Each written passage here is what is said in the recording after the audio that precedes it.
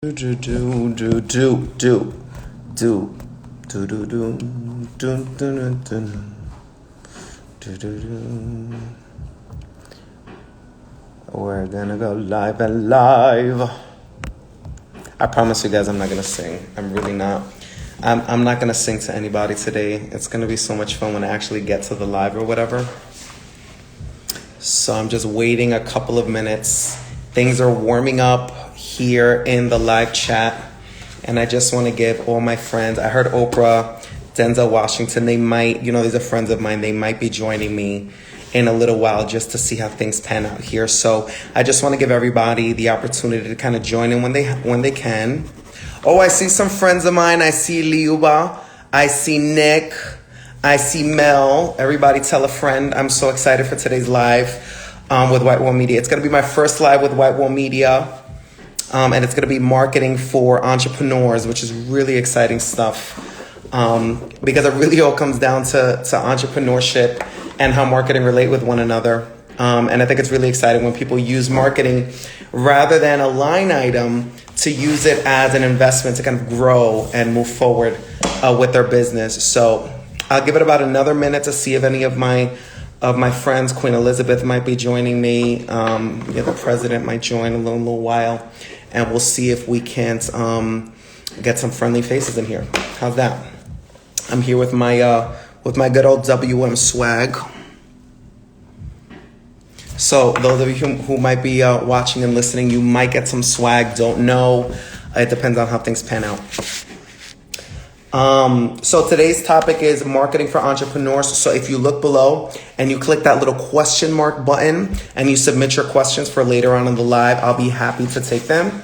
That will be the proper place to do those questions. Or you can just drop them in the comments. If a comment really turns me on, I'll pin it and we'll have a lot of fun. I'll give it about another minute here. That swag. Woo! Oh, look, I got some more right here.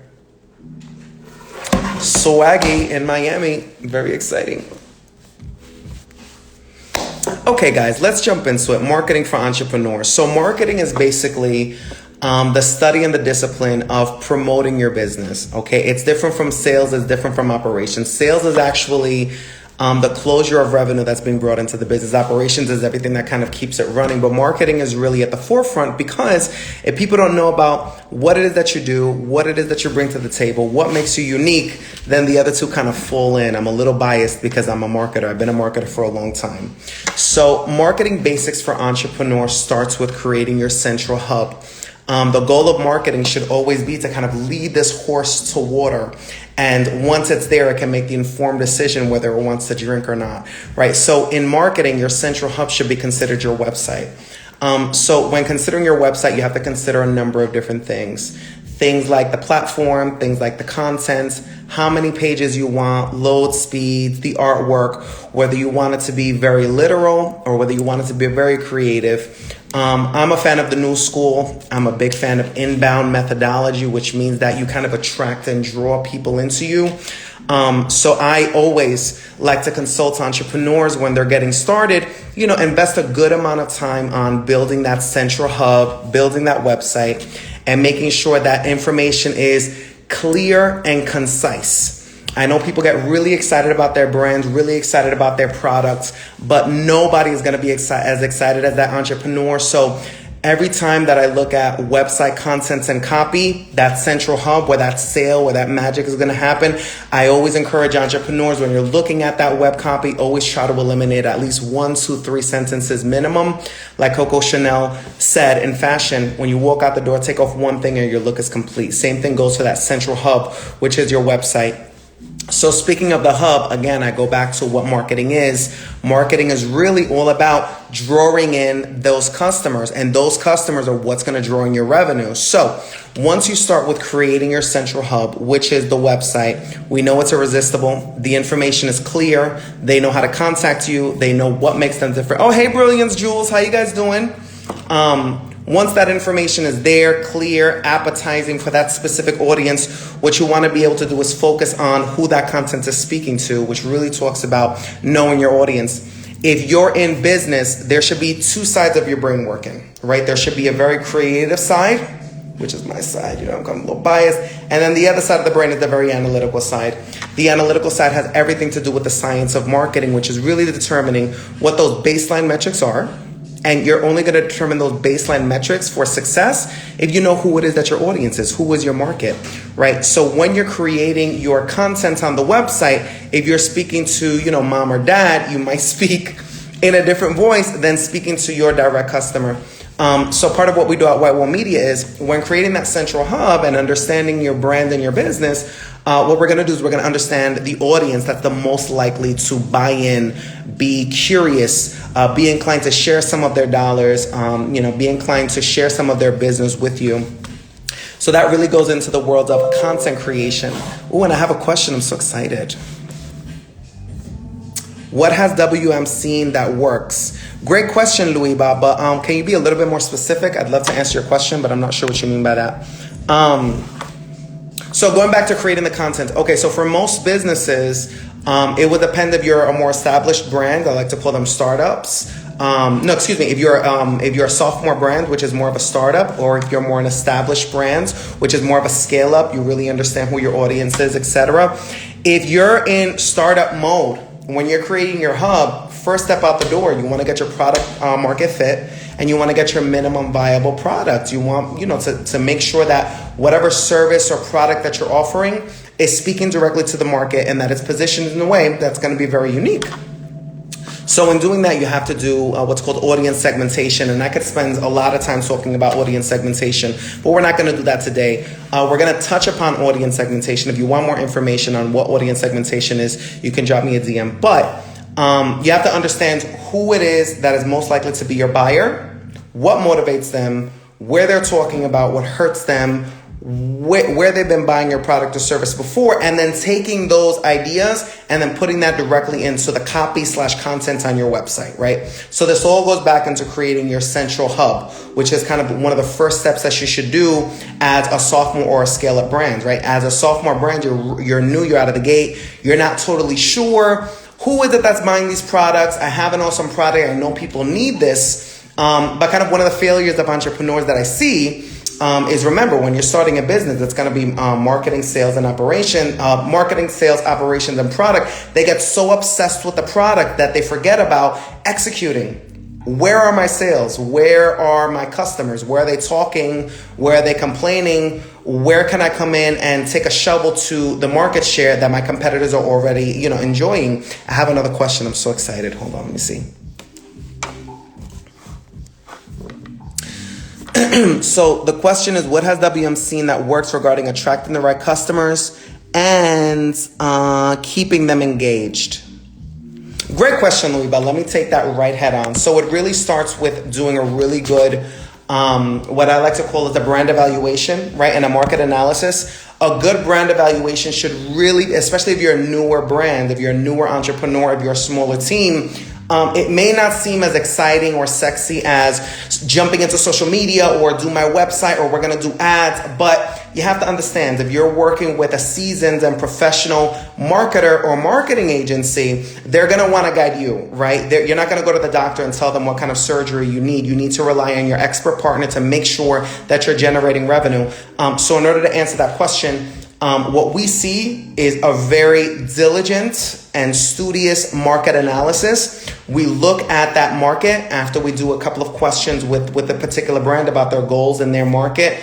We have familiarity with a range of different markets, but depending on the market that a specific brand is approaching us from, it may be a market that we have a great deal of familiarity with, aerospace technology, e-commerce, luxury brands, or it might be a brand that we don't know so much about. I don't know, morticians, the funeral home, something that we really don't touch on an everyday basis. Irregardless, marketing is agnostic. We step into that market, we do an analysis of where the revenue is going, what the trends have been over the past several years, and then we capitalize on those specific things in order to target the messaging, which is getting back to where I was, creating your central hub, Louis. So I hope that answers your question. If you need me to dive a little bit deeper, go on ahead and ask another question.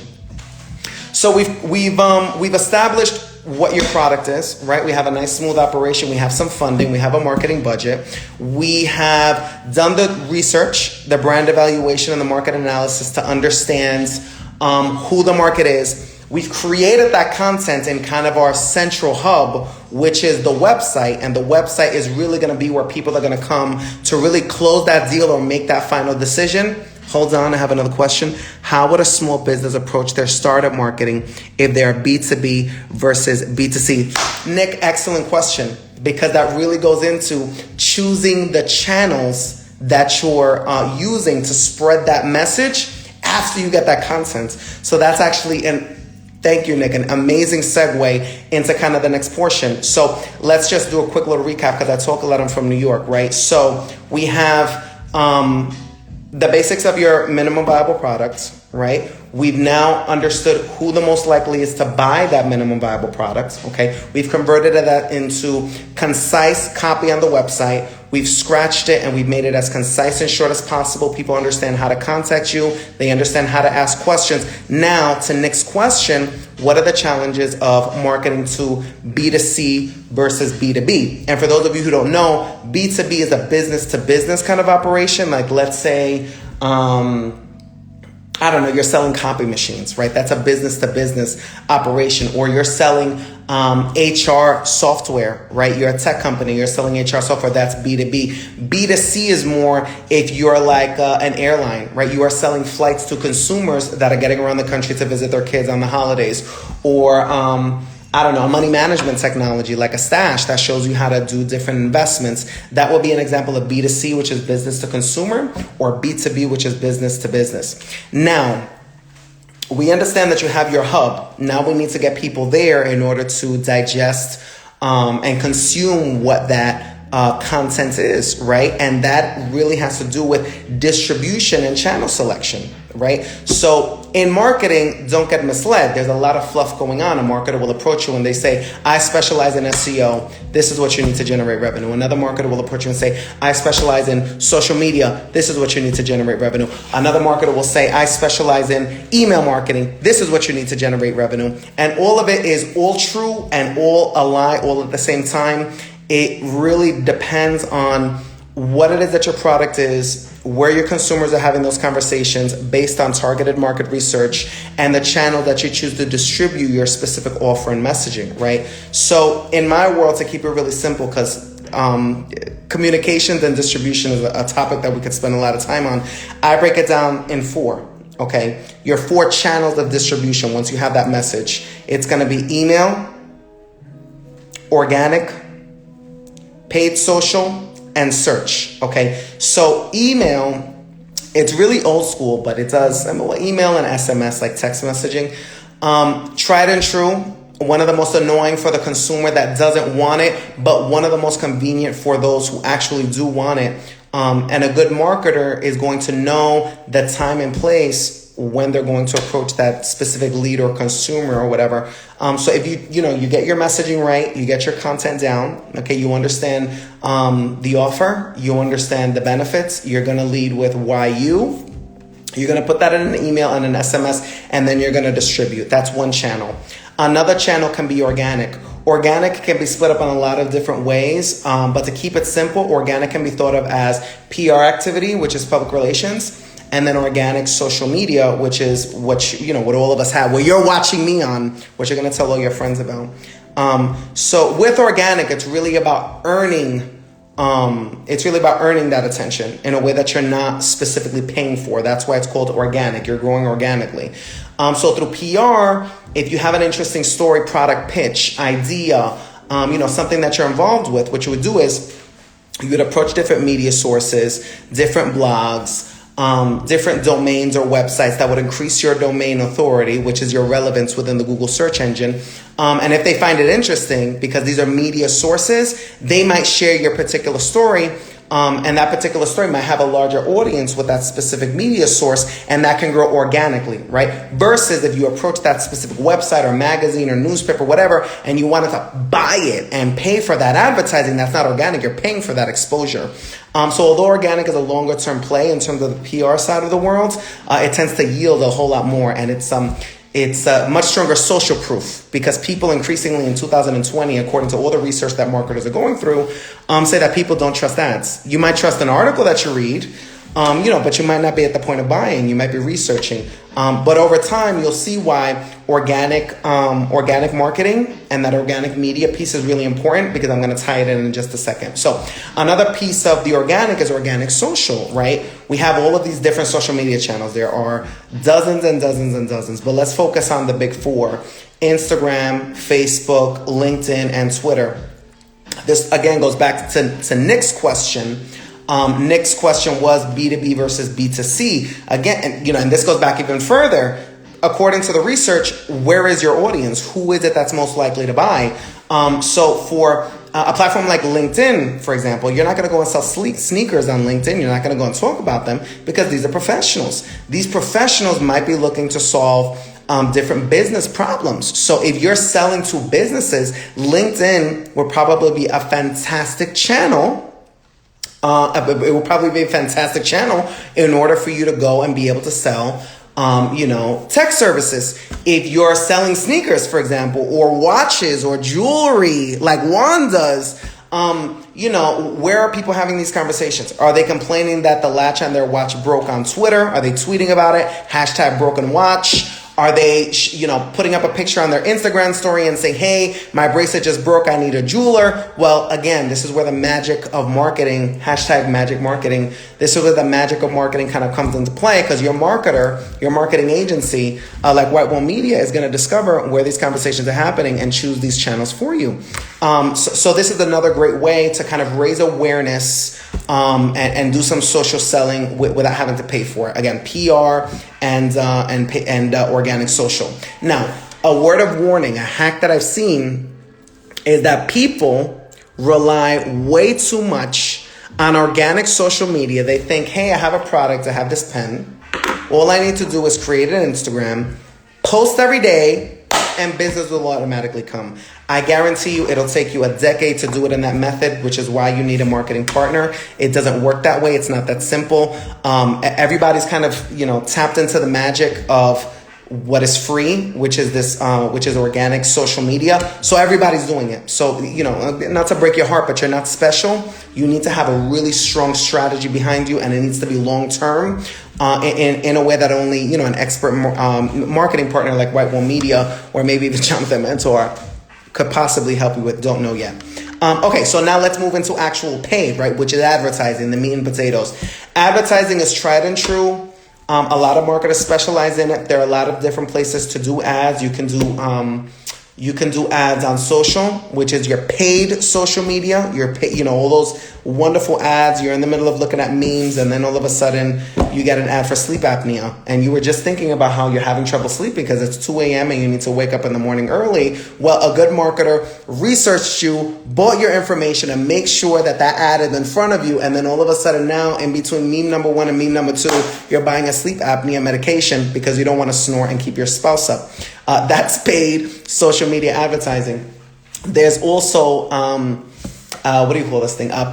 Paid search, right? So if you're searching on the search engines, and there are many out there, okay? People always refer to it as kind of Google marketing, but there's Google, there's Yahoo, there's Bing. There's also another big one called DuckDuckGo.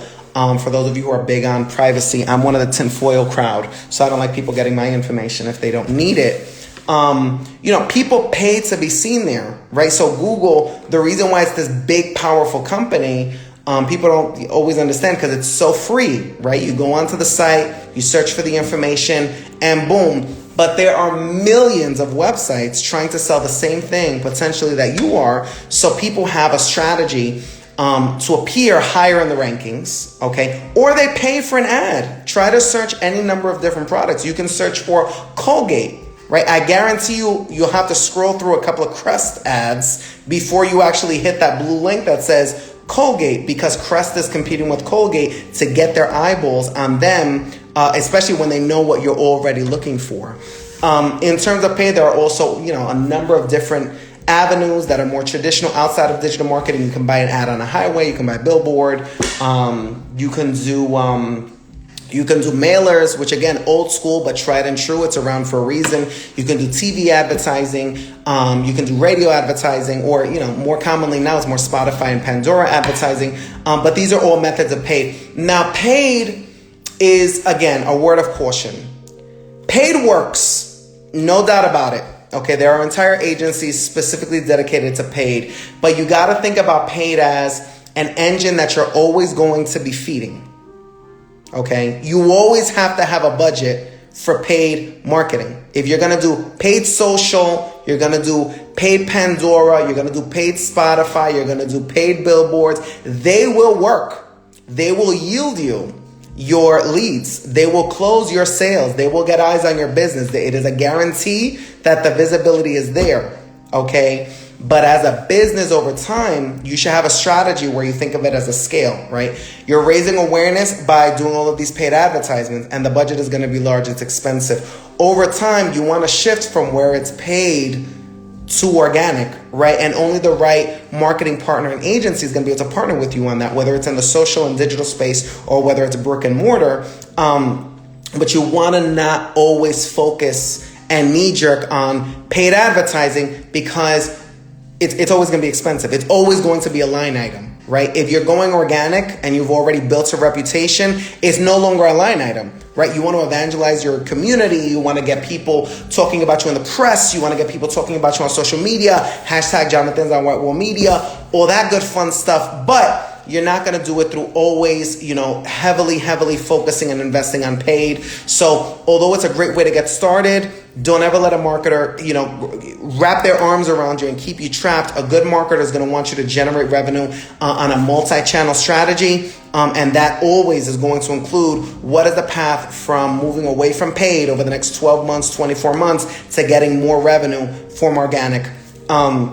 I was going to touch upon search, but I kind of touched upon it already. So in a nutshell, just to kind of summarize today's kind of marketing for entrepreneurs 101, you want to focus first on creating your hub, understanding your market through research, selecting your contents and making sure that it's targeted toward that audience, right? You're going to select your channels. And then the final nail in the coffin here is you have to experiment, monitor, analyze, and improve.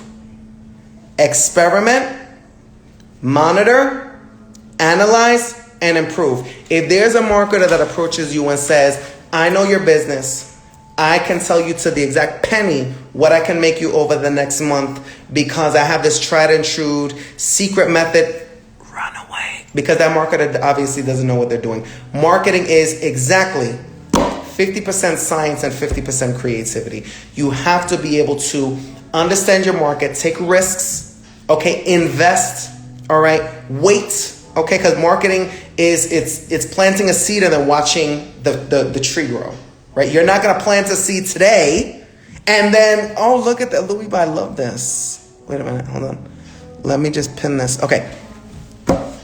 EMI, experiment, monitor, analyze, and improve. Okay, the reason why that's important is because if you plant a seed today, you're not going to run outside tomorrow morning and say, where is my plant? And then dig it up and go to your gardener and say, this is the wrong kind of soil. It's not getting enough sun. We need more. Patience with the marketing process. It's a process. You have to be a strong enough business to know that in order to see even a ding in the armor, you have to have a business that's prepared to sustain at least a 90-day runway to see any results. We say 90 days, not that we cannot make something happen before, but 90 days before you see a significant empirical amount of data, experimentation, in order for us to say, this is not working, this is working, let's reinvest and allocate funds here. So I'll leave you with that final thought. I love this EMI that Louis Bach created for me. Experiment, monitor, analyze, and improve, because that's what any good marketer will tell you. Don't get fluffed into these get-rich-quick schemes. Don't listen to these marketers that are going to tell you that they know the perfect method to improve your business. Understand that you're going to need to invest. And again, think about marketing as that seed. You're going to plant a seed. You're going to trust your gardener. And over time, your shrubs are going to grow. Okay, so I want to leave you with that and open it up for a couple of more questions while I do my WM dance.